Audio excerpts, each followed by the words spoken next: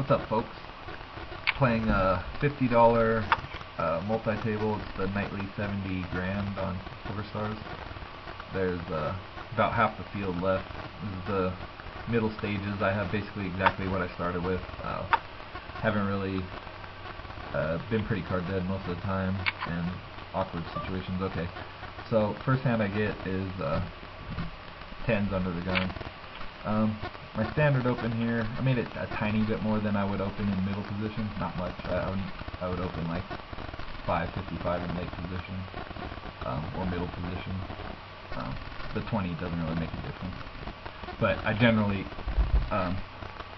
open bigger in early position because I have a very narrow range and want to charge a little bit more for people to play against me. Okay, this is just sick. Like, I don't really have a lot of chips, but he is a good player and he knows how tight I've been playing, and he knows I'm probably not going to fold a hand like 10, and he's still 3-betting me, which is like, he never has worse than 10. He'd flat 9 possibly, possibly 3-bet 9, but very unlikely. So I'm up against a range that crushes mine, so it's kind of sick. First hand I get, I'm going to throw it away, but my first position open is really, really strong considering how tight I've been playing, and he still 3-bet me. He's just hoping I have a hand like 10s and shove it. It's possible he had ace-king, but that's about it too. I'm pretty sure maybe ace-queen suited, but again, that's it. So that's kind of a sick spot. Generally on my stack size, I'm loving to get it in with. Okay, here Attack-A-Donk is a good player and he's been playing really tight. He still has a decently wide range here, but with me having 11 big blinds behind, I think I have too much to call against his shoving range.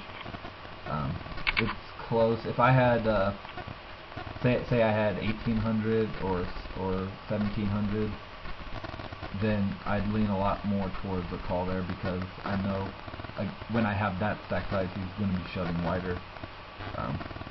To me, the few extra blinds makes a pretty big difference. Okay, this guy's a huge fish. He seems to be. I kind of want to get paid here, but there's already 700 in the middle, and the huge fish might pay me anyways, so I'm just going to go ahead and shove and hope he pays me with worse. Okay, and unfortunately no one.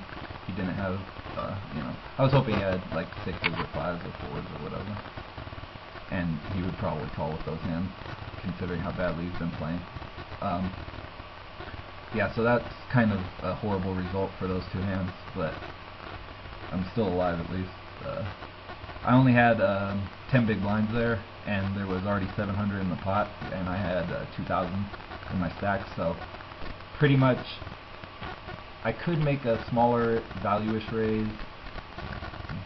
The only problem with that is I'm going to be out of position, which doesn't matter too much because I'm probably stacking off any flop anyways. But the problem with that is when I don't, let's say I don't have a premium hand like 2-queen, then say I had ace-queen, then I'd for sure just shove over his limp. Or say I had 2 7s, then I'd for sure just shove over his limp. So if they were observing opponents, which I don't necessarily think they are, but it would become exploitable, me making the smaller raise, because it would be a tell that I have a stronger hand. So I just wanted to play it the same way I play everything else. And no one calls, it's not horrible. My stack goes up by 33%, which is huge for me at this point. And if they folded like an ace or something, they had pretty good equity against me anyways, like, even ace rag. So it's not the worst result. I definitely would have preferred to have been called, obviously. With the 10s, it was kind of a sick fold, but yeah, I've been watching NJW. He's 3-bet like twice. One time he had ace-king, one time he had something a lot larger, like aces or kings. So I think his range is all shit that crushes me or flips with me, so I don't know. Or possibly 9, maybe. I'm not 100% sure. I actually, playing against him earlier, I searched his results a little bit, just to see, what his deal was, basically.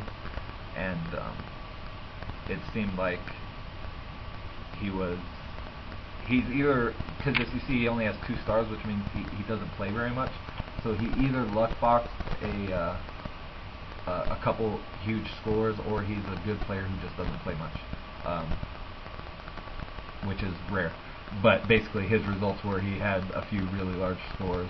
He played like all $11 and $12 tournaments for a long time, and then he luck boxed or played good and won and made 2 big scores in a couple tournaments, and then ever since then has been playing higher. So, and his overall ROI is like 80%, which is huge. But his sample is only 1,000 tournaments, so it doesn't necessarily mean he's good, but I think he's good. And even against a bad player, as long as they're bad and playing reasonably tight, the 10s could still be a fold, which really sucks on 15 big blinds.